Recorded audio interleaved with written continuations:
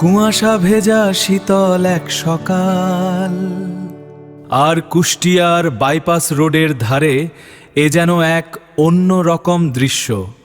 প্রকৃতির একদম কাছাকাছি থেকে টাটকা খেজুরের রস স্বাদ নেওয়ার অনুভূতিটাই অন্য রকম।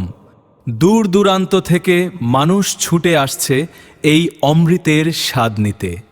মাটির হাঁড়িতে জমা হওয়া এই স্বচ্ছানি নয়, এটি যেন বাংলার ঐতিহ্যের এক অবিচ্ছেদ্য অংশ। রসের স্বাদ তো নেওয়া হলো,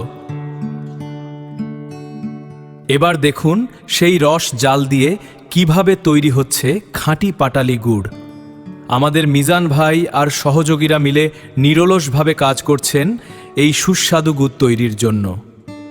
সারিবদ্ধ খেজুর গাছ আর উনুন থেকে ওঠা গরম ধোঁয়ার দৃশ্য সত্যিই মুগ্ধকর। প্রকৃতির এই অমূল্য উপহার আর গ্রামীণ জীবনী রূপ আমাদের মনে করিয়ে দেয় শিকড়ের কথা।